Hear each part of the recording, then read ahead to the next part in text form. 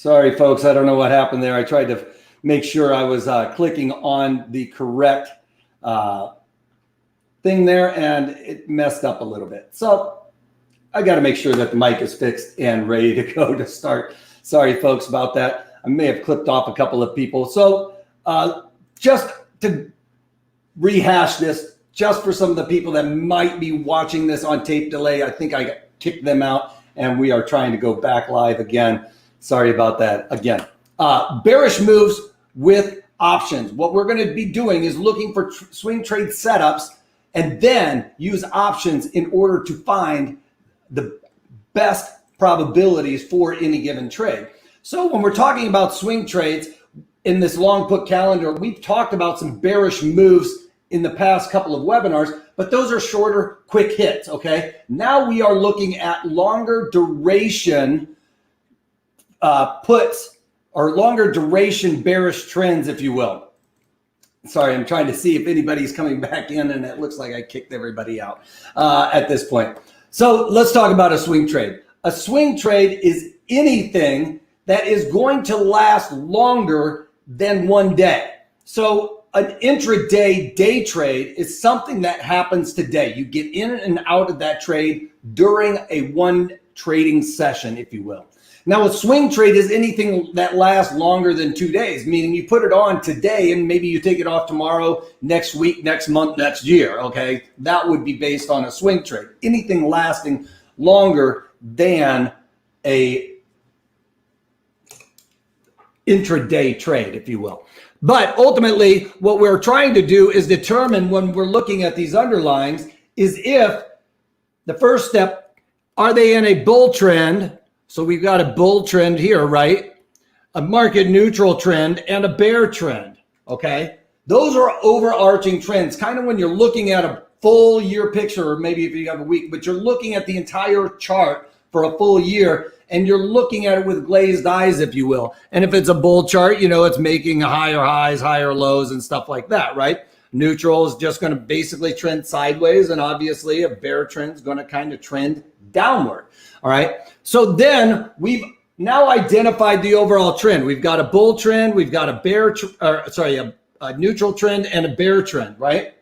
Now, when we look at these highs and lows, we're trying to determine resistance and support. That's step number 2. You find your resistance. Just kind of try and hit as many of them as you can. Sometimes they will go below that line, but we're trying to clip on as many tops as you can, if you will. All right. And then your support. First, the trend, bull, market neutral, or bearish. Next step is find the support and resistance that you have there. Finally, we want to know what the trend is within, the pattern within the overall trend. And here we could see we have a bear pattern within a bull trend. So we could look for a bull pattern within a bull trend as well. But in this case, just this simple example, we're looking at a bear pattern within a bull trend. Here, you've got the bear pattern, neutral trend, a bull pattern within a bear trend, okay? So you're kind of looking for those reversals in the overall movement of the market. So we found those support and resistance. Once they bounce off of that support or resistance to the upside, then that's where we're looking for that little pattern reversal, because that's what we're going to set our trade up on, is based on the pattern movement. All right. So another example, we're looking at this underlying. You would kind of look at this as we've got a neutral trend. Pretty simple, right? And then you look at the way that the market moves, and it doesn't always kind of go lockstep, but you can then see the neutral trend and start finding resistance, find some supports here, right? So that's the second step. Well, here we would be looking at this topping pattern with a candle. You know, these are keys that I look for, is a candle looking like this at the top of a pattern, which is exactly what we've got. That's an indication of the pattern changing and starting to revert back. We had a bull pattern going on, but now it's reverting back to a bear pattern. right? So that's where we would want to take advantage of a trade on something like that. So we've identified the overall trend here, found supports and resistances, and then we've gone on and identified the pattern within this as being bearish. So if you're looking to trade a stock in something like this, you might be a little bit more inclined to wait for a confirmation on that top. But with options, the beauty in it is it allows us to get a little bit more wiggle room than you would if you were going out there and shorting stock or even just buying stock on a long trade. But we're talking about bearish ones. You would need to go out there and short it or do something along those lines, which can be very risky and costly. The cost of borrowing, the cost of maintenance, and all of those things. And when you're trying to profit from a negative move in a stock is very difficult without using options. So using options is definitely, for a bearish move, the better alternative than just going out and shorting stock many times. As a matter of fact, I've even showed option strategies where we can short an underlying dollar for dollar and benefit that way with that synthetic short that we just did last week on NVIDIA. You've seen what's happened there.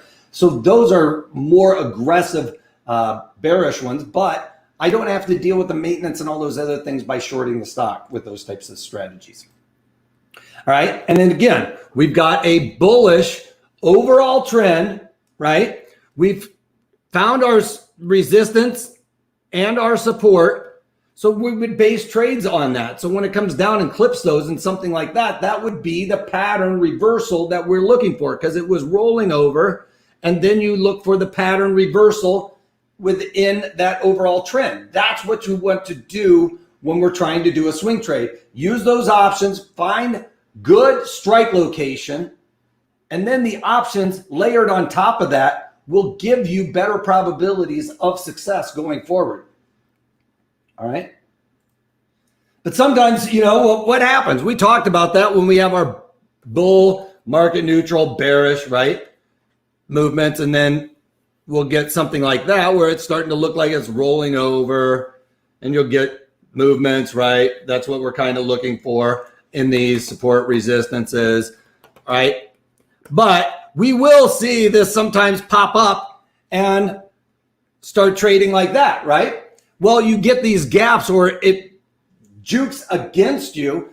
For one thing, you want to be playing these consistently. Find the ones that you are most comfortable with. Don't trade every stock out there. I mean, I have a watch list and I rarely go away from my watch list because those are ones that I'm more comfortable with. I mean, there's probably 75 names on there, but those are the ones that I found to be the most traded, so that there's optionality in there.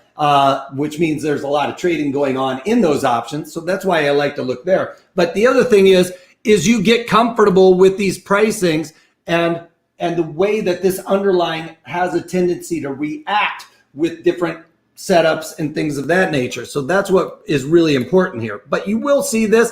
The beauty in this is if you got short the underlying there and it popped up there, well, that's going to be a very painful lesson to learn as to why you would want to use options, because you're going to have limited risk more times than not. Synthetic short, you're not going to have that limited risk, but all of the other ones, we're going to be able to have more limited risk against us than using the stock, because we can pick strike locations that's more beneficial to our trade setups. And I'll show you some of that as we go along.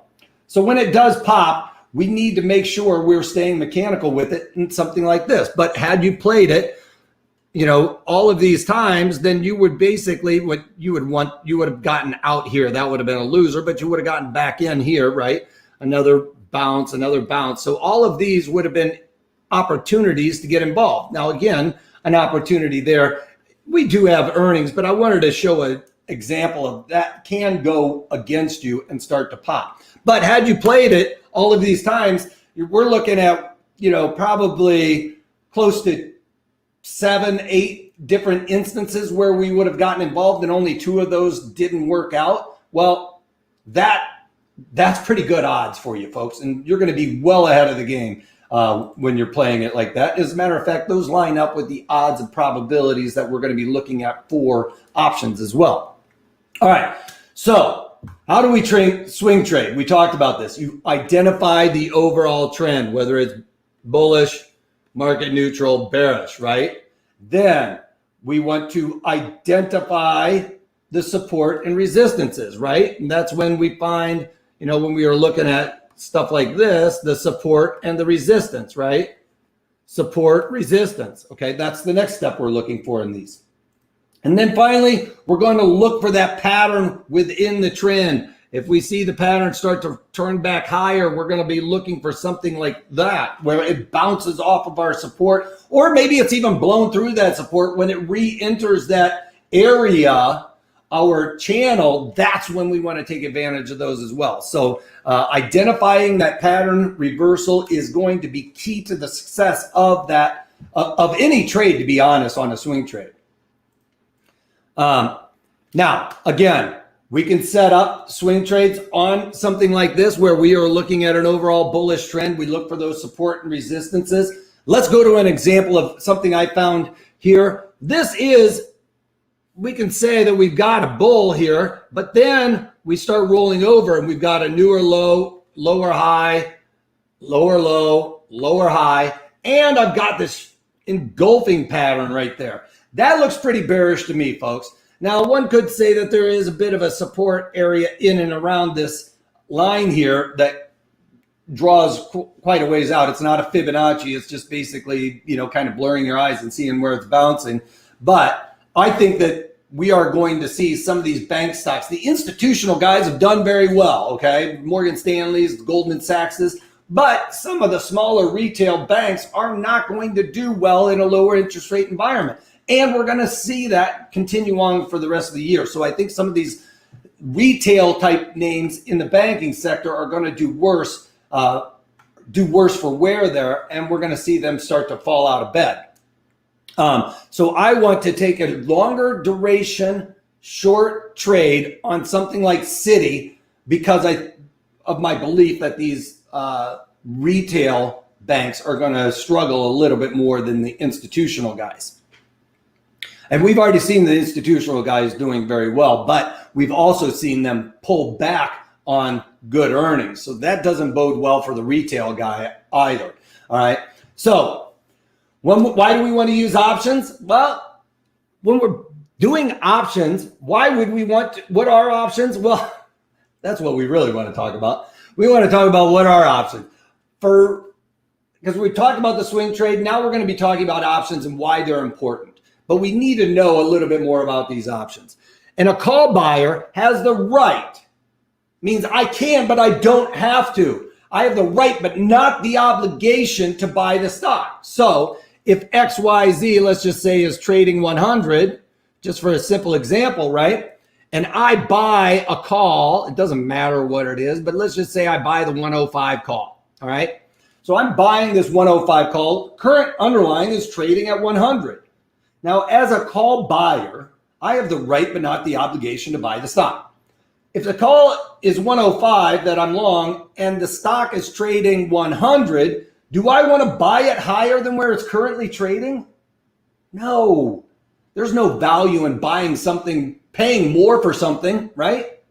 But if that underlying started moving higher and I still own that call and it goes up to 150, and I have the right to buy it at 105, am I going to, take advantage of that right? Absolutely. There's immense value in buying something at 105 when it's actually trading 150. There's a huge value in that, okay? So when you buy a call, you have the right but not the obligation to fulfill that contract, all right? And to fulfill the contract means you would be buying the stock, okay? But you don't have to. That's the beauty in it. Now, if you are on the flip side of this trade and you are the seller of that call, well, the seller of the call has the obligation to deliver the stock. Remember, the buyer has the right, but not the obligation. And if the call buyer decides that he wants the contract fulfilled, That means he says, I want to buy that stock at 105 in this example.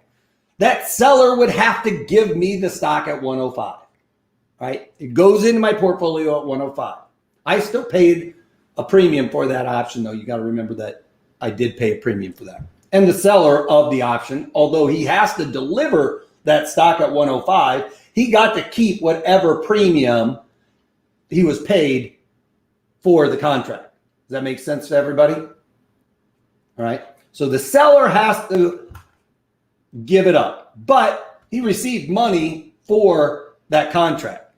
Now the put buyer has the right but not the obligation to sell the stock.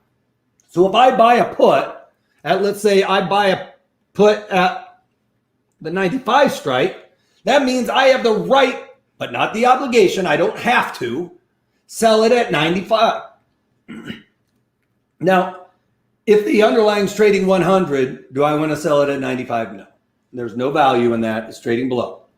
But if the underlying sold off to 50 again, or sold way down to 50, and I can sell my stock at 95, there's an immense value in that. There's a benefit in that. I have to be compensated for the difference between the strike and where the underlying is trading. All in the money options will pay you for the benefit of that strike if it's in the money. Okay, means it has to be worth at least, if not more, than the strike to where the underlying is trading.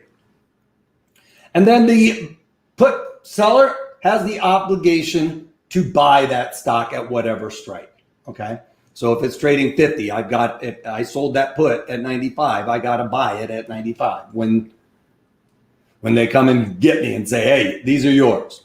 All right. Now we know a little bit about options. We know that you can buy and sell them, right? That's given. We've talked about that. There's a buyer and a seller, and there's only a call and a put, all right? So there's a buyer and a seller. That means there is a price being exchanged for whatever contract we're trading, right?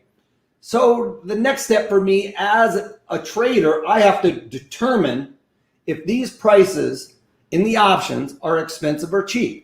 So when we flip over here to the option montage, we can look over here and see these are the strikes I was talking about where you have the right but not the obligation if you were to enter into a contract in these different strikes. Now, there is a premium associated to it, the bid and the offer, right? Just this one in particular, just as an example. Can I tell if the 65 puts are expensive or are they cheap right now? I don't know. I mean, I'm looking at a 27 delta, all these other things, and it's $1. It doesn't seem too expensive. Well, what I need to do is look at volatility to determine whether or not these are cheap or expensive, because nobody knows without checking, okay? It's not something that's given here that says, hey, these are really cheap, you should be a buyer. But Vega is only implied volatility. It's just a fancy name for implied volatility, okay? And we see implied volatility show up in platforms much more often than necessarily Vega. Vega really only shows up here. And Vega is volatility, all right? So Vega, or implied volatility, fluctuates as volatility fluctuates. But every underlying has kind of like what we were talking about with these swing trades, where there's more of a market neutral. Well, we will see on implied volatility charts for different underlyings that they have a pretty good range-bound area where they like to stay in. So what we're going to try to do is get involved when we're buying that this volatility, implied volatility, is at a relatively low level. And something like Tesla will never get down to an implied volatility of 29. That's what I'm talking about. If I were to look at Tesla, I'm never going to see a 29. So, what does 29 mean, right? Well, this is what I was talking about a little bit here. We can see that there is a bit of a sideways trend here, and I'm not drawing very good lines going sideways, but you can see where there is basic resistance and some support. Now, one thing I like to do is I'm kind of stripping out anything that happened last year, okay? because volatility last year was exceptional, to be honest. We haven't seen that kind of volatility in a very, very long time, basically since I've been trading during the pandemic.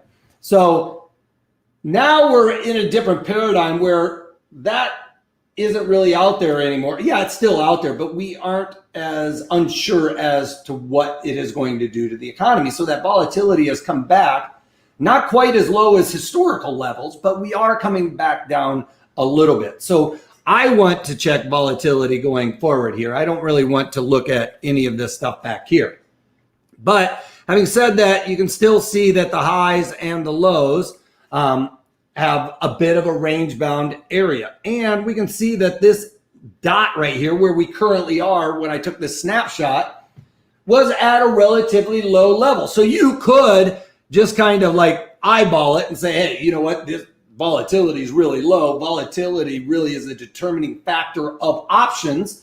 And if that is the case, then we can tell that if volatility is really low for this underlying, that those options are historically cheap, right? That's what we're trying to do here. So making sure that volatility is in line is something we really need to be highly aware of. Now, if you really want to dig down on the devil of the details, basically, if you draw lines like this, I usually say that this is the sell zone up here when implied volatility is near those highs, and these are the these are the buy zones down here, all right? You know, this is the 50-50. It's basically halfway between, all right?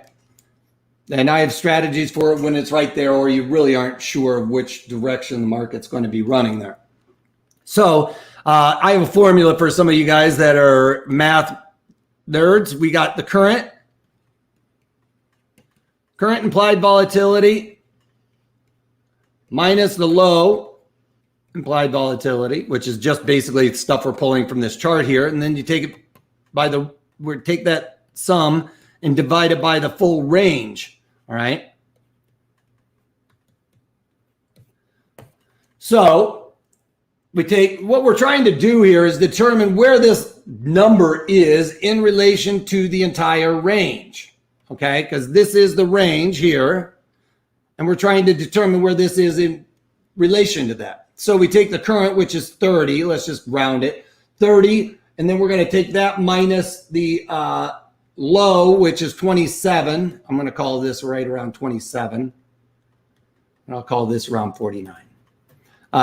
27. So we take that sum and divide it by the high and the low, which I said was 49 minus the low, which is 27. So basically we get 3 divided by 22 here, which is going to give me right around 13.6%.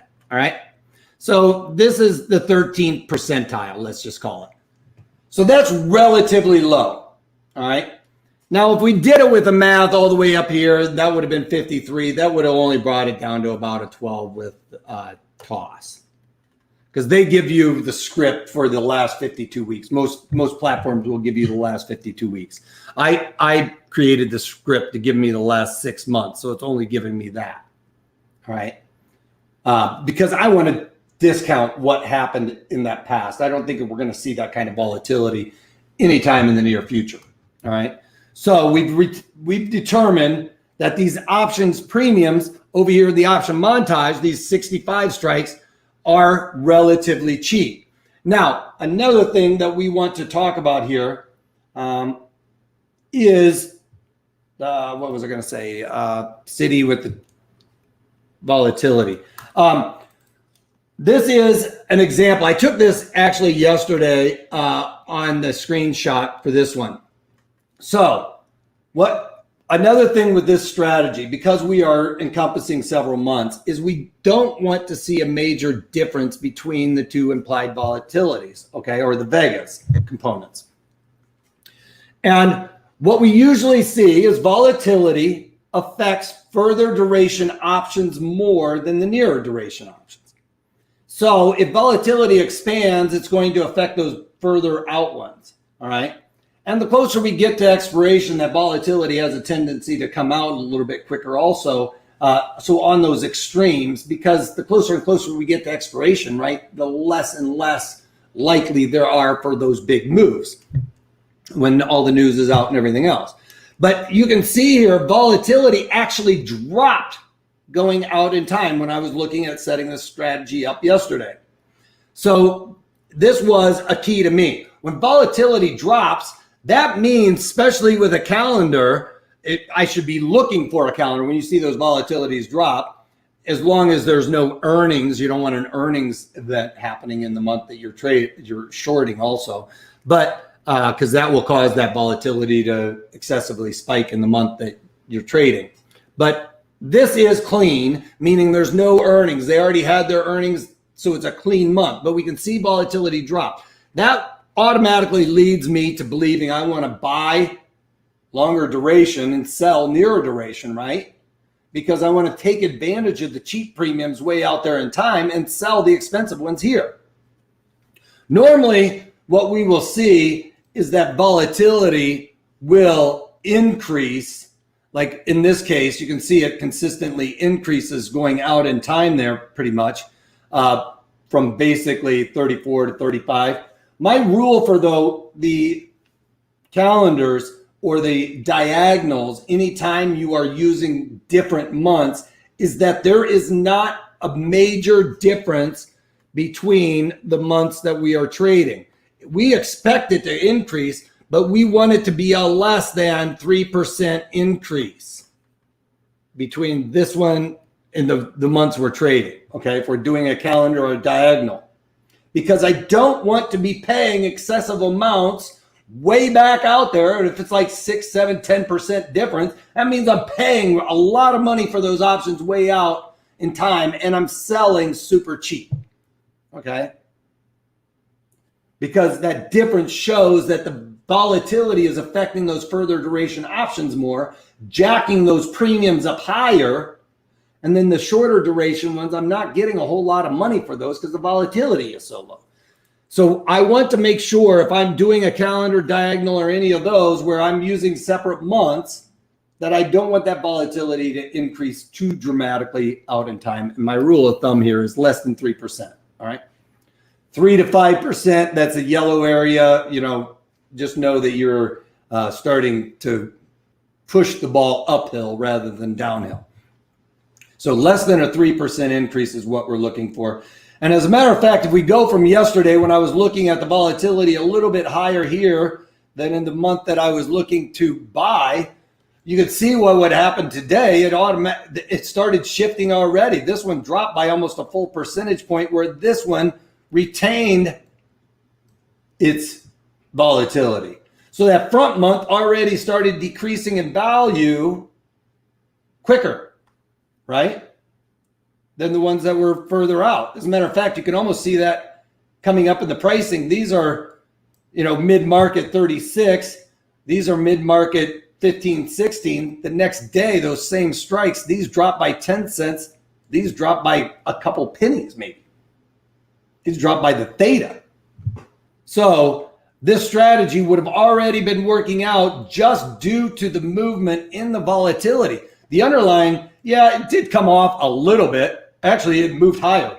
I'm sorry, it moved higher by a little bit, by 20 cents, and this spread got better, right? When we were 68.22, when I took this snapshot yesterday, today this underlying moved higher, right? Against me. I've got a long put spread on. I should benefit from the underlying moving down. But because I'm setting this strategy up according to these rules that I'm talking about here specifically, you could see that I was directionally wrong after one day, and the strategy already started working out better. Okay? That's why I set up these guidelines for you folks to follow in these webinars, so that you don't make the mistake of doing a calendar because you've got this longer term bearish move, and all of a sudden you go in there and didn't realize that variation in the Vega. That would have set you up for disaster right off the bat. Whereas this, I got myself set up for success. All right, back to that. Are they expensive? Are they cheap? Well, we noted in our math with the implied volatility percent that the premiums are cheap, right? So that leads us to buying options. So when we're trying to find the strategy here, we're looking at buying those options. When we're looking to buy options, we need to be good stewards of our capital, right? We've already determined we're kind of good stewards because we're buying these super cheap, right?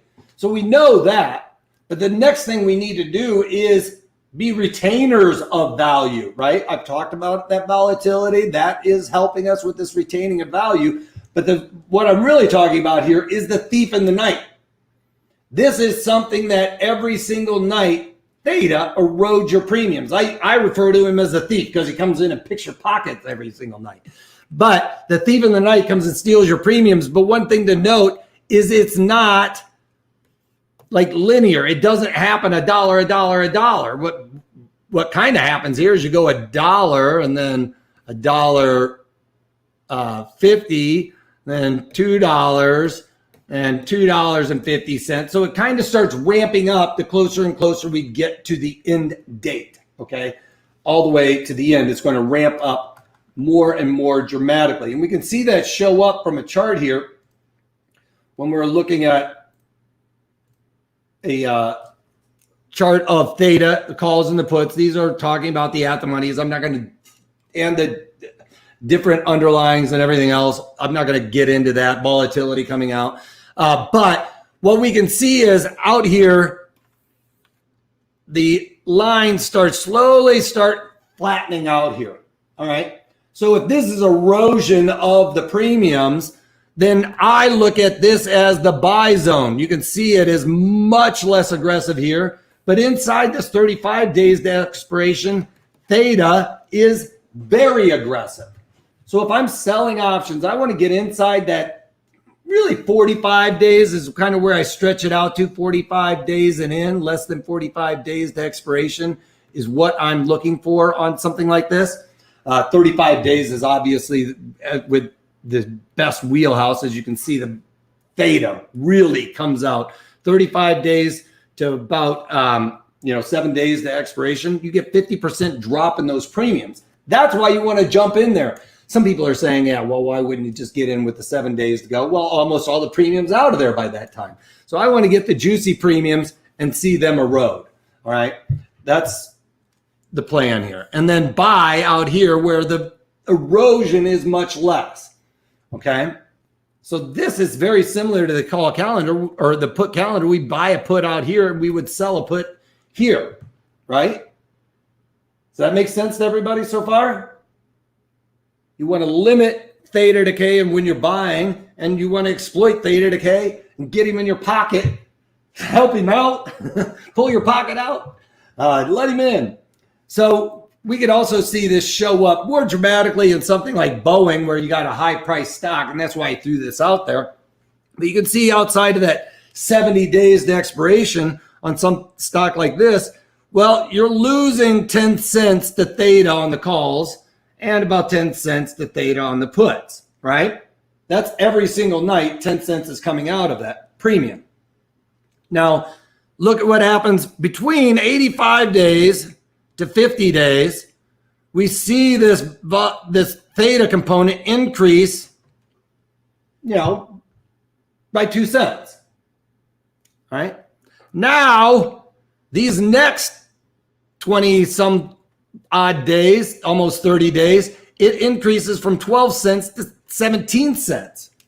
And that's inside that real wheelhouse of theta decay. So it's going to start increasing every single night. But you can see the dramatic increase from basically 50 days to 22 days. That increased 5 cents. These only increased by about 2 cents. All right. So it's starting to ramp up. All right, I want to avoid that ramp up as much as possible, or take advantage of that ramp up if I'm selling, right? So in this case, with our trade, we're looking at the theta goes from basically 2 cents a night, and it's probably a rounding error, where it rounds it up to 2 cents. It was probably slightly less than 2%, but the rounding put it up there. But you can see it does not increase that much from 90 to 64 days. But basically 64 days to that 36 days, that's where we start getting that wheelhouse of ramping up. And we are starting to see that happen, but you can see it's already picking up steam. All right. And every single night that theta component is going to increase for these, because we saw how dramatic that slope was in our chart here. Like this is that 35 days to expiration. They haven't started seeing that theta decay yet, but it is just around the corner. So that's where I want to start getting in, right? So with it, let's look at a swing trade setup with this strategy. We're looking at the market making moves. Yes, I do see this little support area here, but I think that the market is going to trade back down to this point right here, which lines up with $60. That's really my target for this trade, is I think it'll come back down and trade to 60. That would be my out on a winner. But I think it's going to take quite a while to work ourselves out there. So I think it's going to be a longer duration trade. We might even come down to the point of control, which I don't think is that far out of the realm of possibility for something like the retail banks to have a bit more of a sell-off than what we're seeing in the institutional banks like the Goldman Sachs and the JP Morgans. So I'm looking at setting up a longer duration trade. I already know that I have low volatility, so I'm leaning towards buying. If I'm leaning towards buying, I know that I need to go out further in time, right? Because I want to limit that theta decay, right? So I've got that down. I also, because I saw this skew that we talked about there in the volatility, where the volatility is higher in the front months than the back months there, I want to take advantage of that as well. So I can sell the front where they're really expensive, and that doesn't normally happen. And I can buy them out further in time where they're a little bit cheaper. Because volatility went down, I know that, all right? If volatility went way up, that would be a different story. That would mean those back months are really expensive, but we didn't see that. We saw the volatility go down in the back months. That means those back months are a little bit cheaper than those front months.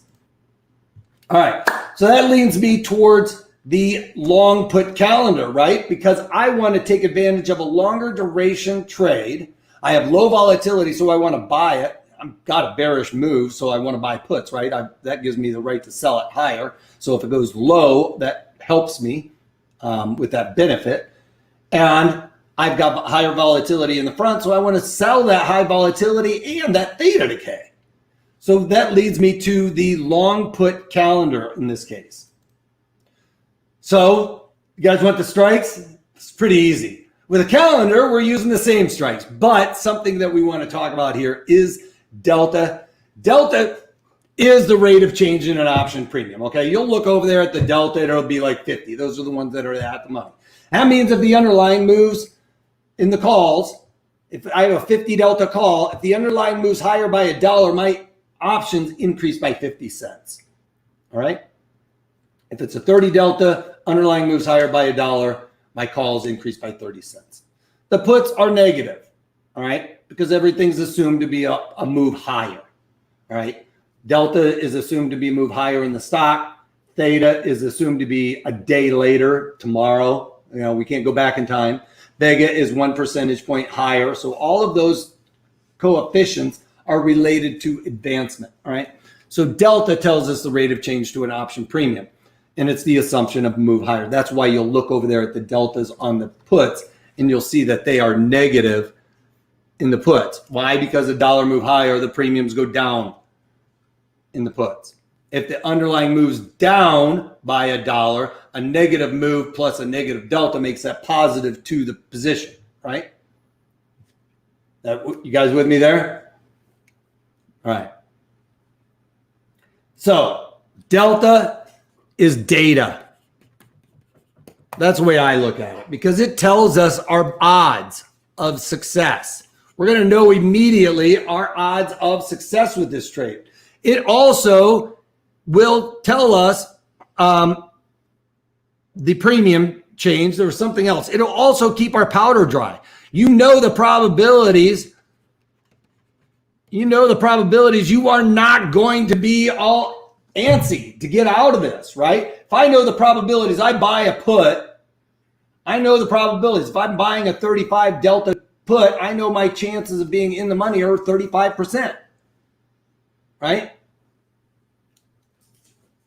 So that will help you keep calm, collected during this. Keep your powder dry. You will stay more mechanical trading, which is what I try to teach everybody. Is like, if you one of the things with this boom in trading, folks, is I had the luxury, most people I know that are traders had the luxury of having a mentor. So make sure that you guys are, have somebody to bounce ideas off of, whether it is a trader that you kind of reached out to online, or maybe it's a friend that you're trading around with. Always have somebody to bounce ideas off of, because it's always good to have a different opinion, to be honest with that.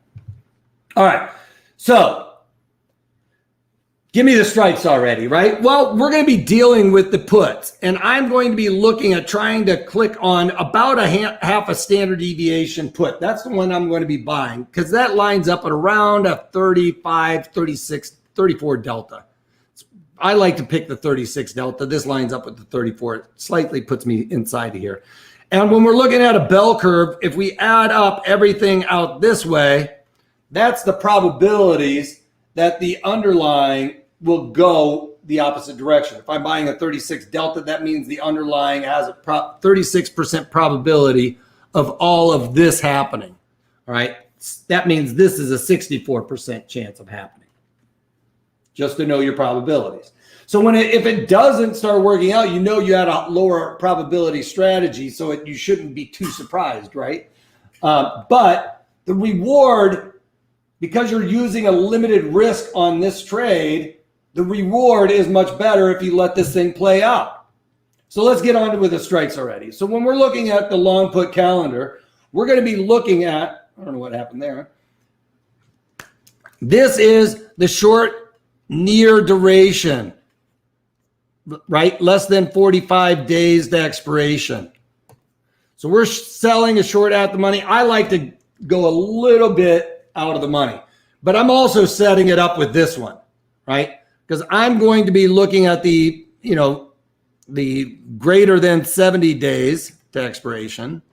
And I'm also looking at that 36 delta. So really, this 36 to 45 delta, if you're really aggressive, that 45 delta, that's going to be a lot closer to the at the monies. But I like to pick that 36 delta. Give me a little bit of wiggle room, because the strikes are going to be the same.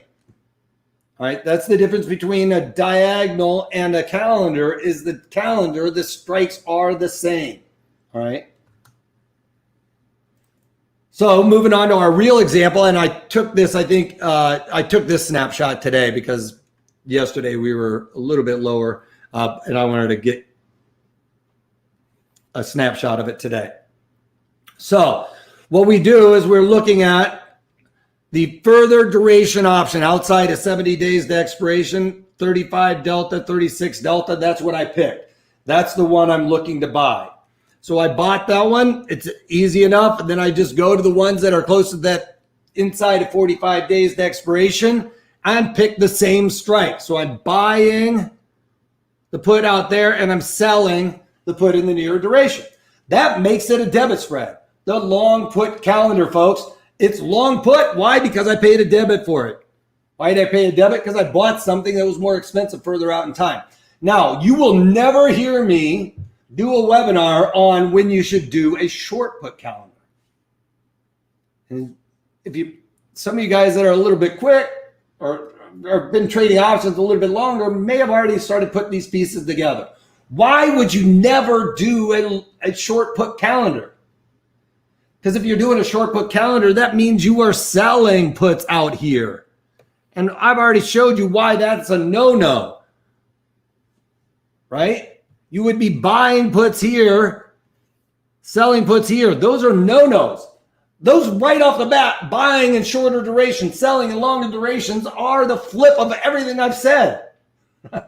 So if all you take away from today is I never buy inside of 45 days and I only sell outside of 45 or I only buy outside of 45 days, that's fine by me.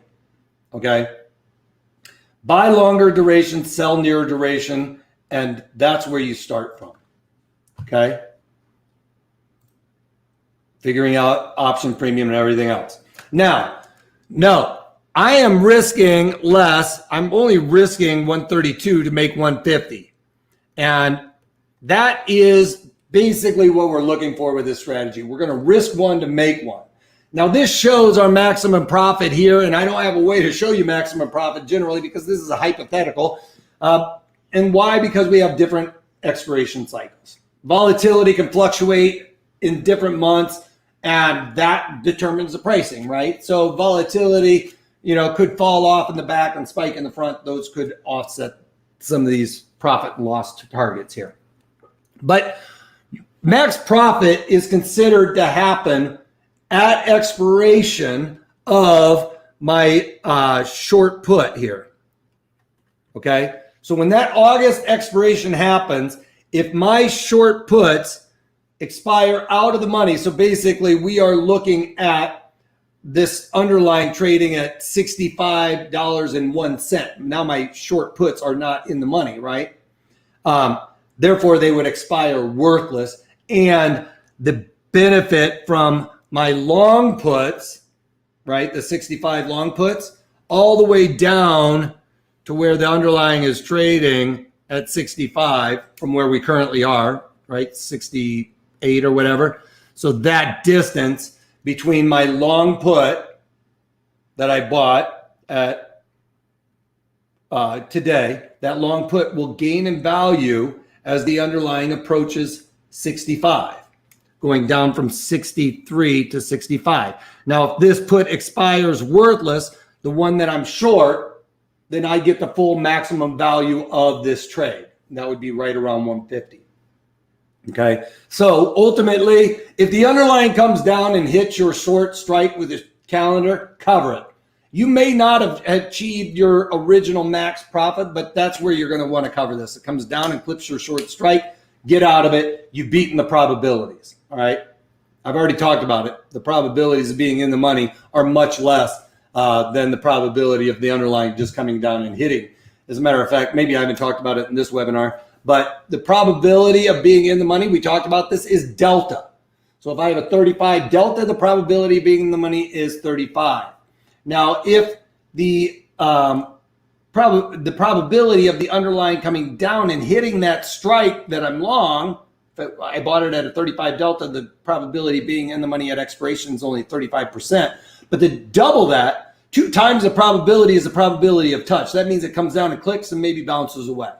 All right, so that's what I'm talking about. You've beaten the probability. If you get that click, that means you've beaten the probabilities. Cover that trade.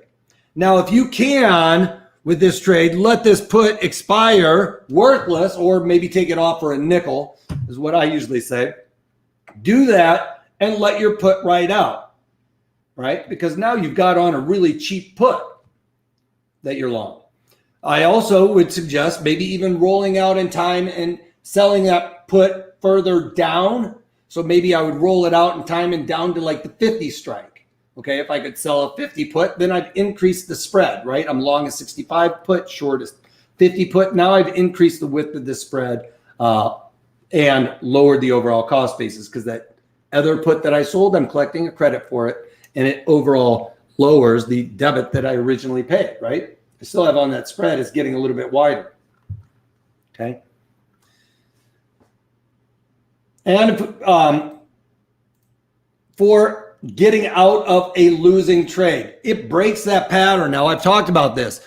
I like to get involved in patterns where I see that before a confirmation. If you get in on the confirmation there, then basically you want to go to the previous day, is what I say. And this would be your out. It trades above the previous day's high. Now you get another calendar or another sell-off here. Now it's the previous day's high. So you're going to slowly ratchet down your mental out on these moves to get out. All right. Or you basically see a nice big candle at the bottom here. That might be the indication for me to get out and I'll move to the upside. But Candles like this, I'm looking for candles at the top of a move like that. Tombstone candles, anything like that. They can be green or red. I'm just doing red because it's easier for me. But the red candles or a green candle looking like that, spinning top doji will look something like that, where it's got a little wick at the bottom there. All right, so something like that where the base is heavy and you got like a longer wick there. Hangman, hammer, dojis, those are the things we're looking for. And if you're have a less risk tolerant appetite, then something I would suggest would be to wait for, a confirmation. You get a bottom pattern, wait for the green arrow, or the green, not arrow, but the green candle on a confirmation. All right. For a bullish move, or if you're looking at for a bearish move, maybe you've got a candle at the top here, and now all of a sudden we are looking at a red candle basically rolling in right next to it. So, and it didn't switch. I know I switched it to red. Live. You can't go back and click out like some of those guys do, right? All right, so that would be the confirmation. So if you're looking for the bearish pattern, something like that would be what we're looking for. What I've got going on right now is basically a pattern where you've got, and it's not exactly like this, but then you've got a big red candle right next to it engulfing that pattern. So that is a very bearish pattern as well, when you get it to engulf the next one. So with that, we're going to be looking to cover. Let's just review a little bit. This short put for a nickel or a dime, try to get out of that pretty cheap, so I have that long put on. The other thing would be to roll it out and down, right? That short put, we want to get down further away from where the underlying is, increase that spread width, lower my risk, right? Because I'm lowering my risk by lowering what I paid for it, selling another call or selling another put, and lowering that overall cost basis. So I'm lowering my risk. Does anybody else have any questions over there? Or do you guys have anything you guys want me to look at? Another one that I was looking at that is like a great, if it didn't have earnings, not NVIDIA. NVIDIA is the one I did for that synthetic short webinar. And I'm still in it, but what was I looking at? Citi. This engulfing pattern, they've already had their earnings. That's why I'm getting involved in this strategy. If I was going to look at something like Google, yes, this is topping pattern central. Hopefully I can do this. Basically you got a top, another little, there's that tombstone doji that I was talking about, where it's got a wick at the top and flat on the bottom, and then the confirmation today. Today, it looks like Google's a rollover. I would not do this trade because I would have to short an option in that earnings cycle, okay? Don't do that. Don't get involved in this strategy with an earnings, all right? Because you're going to be too close to where the underlying is trading for this to make money. If it blasts through, then it's just not going to work out. You won't be making money if it blasts through that short put quickly, all right? So those are a couple of them that I'm looking at. A lot of bearish setups happening, especially in like the banks, Visa. They've got earnings right around the corner though, so I don't want to stay with that. Actually, they looked a lot worse today. MasterCard and Visa were looking a little bit weak earlier. So I'm going to be looking to do the trade on Citi tomorrow for a bearish longer term trend trade. So I'll be talking about this in the daily market commentary. I haven't added it. I don't like to do the pump and dump before I get the opportunity to explain the trade to you folks, and then we all go out there and do it if you want.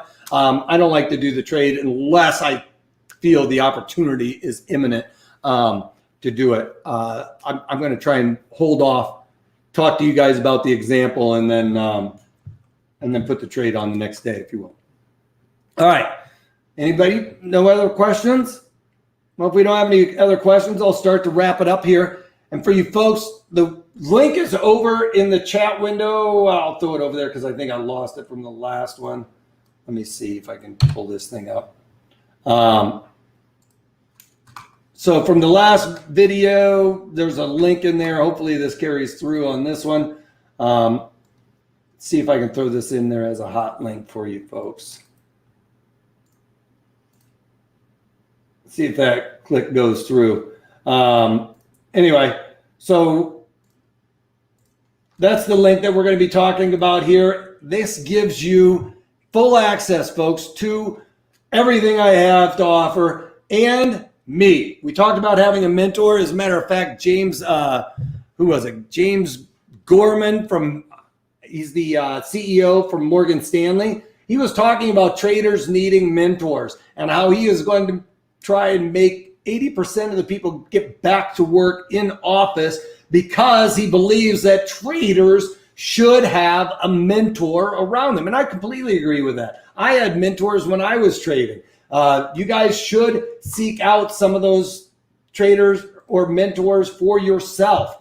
And I'm offering that for you guys. If you guys want me as a mentor, please check this out because you guys can reach out to me at any given time, day or night. I'll respond to you. It says during office hours, but if I see an email come up, I am going to make sure you guys are clear of concept before going on.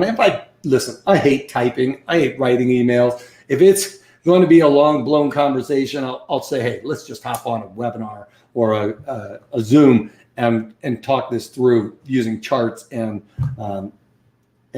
back and forth rather than trying to hash this out over time. So take advantage of this, you guys. You get me as a mentor plus all of everything that I've done. So if you're a newer trader, you can go from basically beginner to advanced, or you can do some of the swing trade ones as well.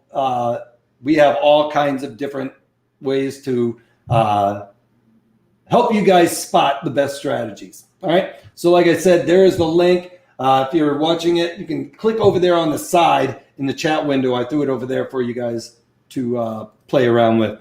All right. Finally, I want to thank you guys. Again, here is the link. You guys can type that into your URL, but it's a little bit easier over there in the comments section. And finally, make sure you guys read over our disclaimer that's at the bottom there in the description box. As we are an educational company, like I said, we're here to teach you guys options and when, where, and why an option would be more beneficial than trading something else possibly. So hit that subscribe button. You get access to the videos, the market commentaries, and when I pop on. So you'll get a notification of that. I'm going to circle back around for you folks. I know I kind of messed that up trying to check my mic earlier today. I think I kicked some people out. So I'll circle back around if anybody else has any questions. Make sure you guys are clear on that. And finally, I want to thank you guys all. So smash that or take that. Take care and take it easy. Bye for now.